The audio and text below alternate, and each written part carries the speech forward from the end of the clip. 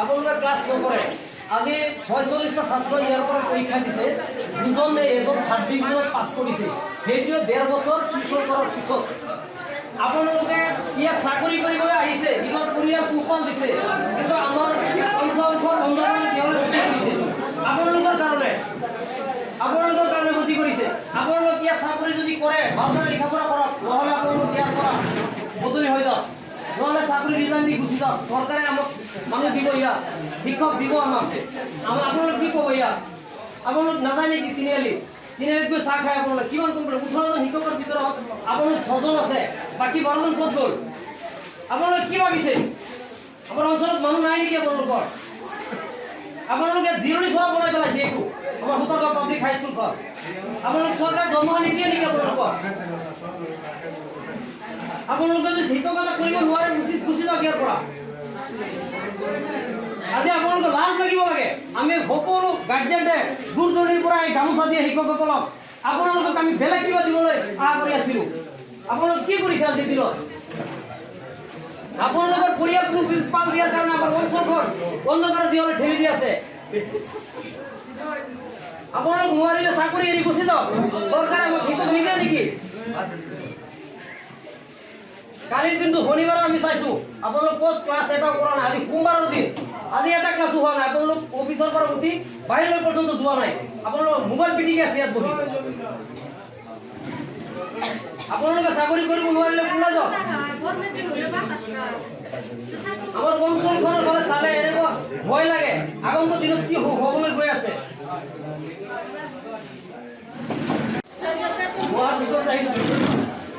তাৰপিছত আপুনি কমিটি বা এই অঞ্চলৰ অভিভাৱক মাতিছে নেকি মিটিং মাতিছে নেকি ছাত্ৰ ছাত্ৰী লিখা পঢ়া নকৰে শিক্ষক নাহে আপুনি কমিটি মাতিছেনে বুজি মাতা নাই আপুনি কমিটিক অভাৰটেক কৰিছে সেইকাৰণে আপোনাক শিক্ষকসকলে অভাৰটেক কৰিছে আপোনাৰ গাড়ী লাগে কি লুণ্ঠন কৰি আছে স্কুলখনত ৰিজাল্টৰ বিষয়ে কি ক'ব ৰিজাল্টৰ কি অৱস্থা হৈছে সবেই জানে এনেকুৱা অৱস্থাত কোনো স্কুল আছেনে আপুনি সোনকালে ইয়াৰ পৰা আপুনি আপোনাৰ নিচিনা শিক্ষক নালাগে আপুনি হেড কৰ্চত কেনেকৈ বহিল আপুনি এছিষ্টেণ্টৰ লিষ্ট নাই আপুনি হেড কৰ্চত কেনেকৈ হ'ল ইমান হেৰি পাইছে আপুনি আহি আপুনি কিয় বহিলে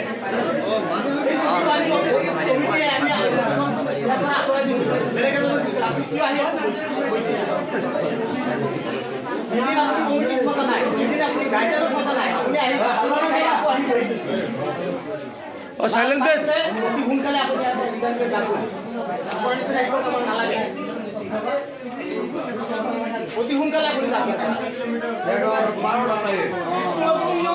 আলহী কল আহে আলহী কল গুচি যায়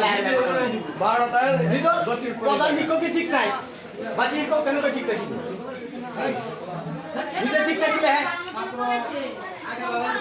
ইমান হেৰাচমেণ্ট খাইছে তথাপি আপুনি কমিটি কোনো কেইবাৰ কমিটি হৈছে কোনো কমিটিক আপুনি ৰেছপন্স নিদিয়ে এইটো আপোনাৰ ঘৰৰ সম্পত্তি নেকি আপুনি বুক কৰি থাকিব আপোনাৰ ঘৰৰ হেৰি থাকিলে তেতিয়া ৰিজাল্ট এনেকুৱা কিয় হ'ল প্ৰাইভেট স্কুলবিলাকত ইমান ৰিজাল্ট হয় আপোনাৰ স্কুলৰ ৰিজাল্ট এনেকুৱা কি হ'ল অতি সোনকালে এবাৰ আপুনি ৰিজাল্ট লৈ যাব আপোনাৰ কালিৰ পৰা আপুনি স্কুলতে আহিব মানে ল'ৰা ছোৱালী দিছে ভালকৈ পঢ়া লিখা পঢ়া কৰিবলৈ সিহঁতে লিখা পঢ়া ভালকৈ নপঢ়া আকৌ স্কুল চাৰ্টিফিকেটৰ কাৰণে ঘূৰি আছো একমাহ ধৰি পেলাই মাষ্টৰনীয়ে পইচাও লৈছে আমাৰ পৰা সিহঁতৰ চাৰ্টিফিকেট নিদিয়ে আজি নে কালি নে পৰহি এনেকৈ ঘূৰাই আছে সিহঁতৰ চাৰ্টিফিকেট নিদিয়ে বেলেগ স্কুলত লৈ যাম আমি ল'ৰা ছোৱালী স্কুলৰ নামটো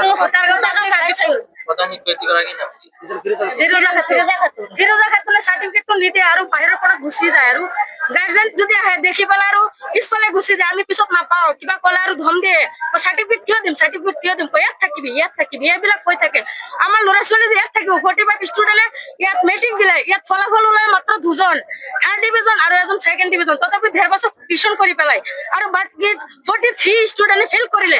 এতিয়া গাৰ্জেণ্টে যে ইমান কষ্ট কৰি পেলাই লিখা পঢ়া কৰিছে, সিহঁতৰ মনটো কেনেকুৱা হৈছে? SSLC ৰিজাল্ট চাই পেলাই সিহঁতৰ মনটোতো ভাঙি গৈছে। সেইকাৰণে গাৰ্জেন বিলাক একগোট খাইছে। ইয়াত আহি বাইদেউ সুধিছে, বাইদেউ এনেকুৱা ৰিজাল্ট হৈছে, আপোনাৰ মনত কেনেকুৱা লাগিছে? বাইদেৱে কৈছে, বাইদেউ একোৱে মাত নিদিয়ে। সাংবাদিকে কৈ আছে বাইদেৱে মাত নাপাতে। বাইদেউ যে এনেকৈ থুম মাৰি বহি আছে, এনেকে ঘুমনামুখে বহি আছে, আমাৰতো মনত বহুত কষ্ট লাগি আছে। ল'ৰা ছোৱালী ইমান কষ্টৰে লিখা পঢ়া কৰাইছিল, লাষ্টত ৰিজাল্ট আহিছে 0। আমাৰ বেয়া লাগে নহয়? এখন স্কুলৰ পৰা চাৰ্টিফিকেট দিবৰ কাৰণে বাইদেৱে ধম দিয়ে। তেতিয়াহ'লে আমাৰ ল'ৰা ছোৱালী কেনেকৈ লিখা পঢ়া কৰিব? আগুৱাই যাব কেনেকৈ? স্কুলখন একেবাৰে বৰবাদ কৰি দিছে। ল'ৰা ছোৱালী এনেকৈ ঘূৰি ফুৰে, বাইদেৱে একো নকয়। এনেকুৱা যদি কৰি থাকে তেনেহ'লে আমাৰ ছাত্ৰ ইয়াত নাথাকিব। বাইদেৱে চাৰ্টিফিকেট দি দিয়ক, আমি ছাত্ৰ বেলেগত লিখা পঢ়া কৰাও, আমি কষ্ট কৰাও। কষ্ট কৰি পেলাই ৰিজাল্ট যদি বেয়া লাগে আমাৰ মনতো কষ্ট লাগে। বাইদেৱে চাৰ্টিফিকেট দি দিলে হৈ যায়। বাইদেৱে কিয় ঘূৰাই আছে?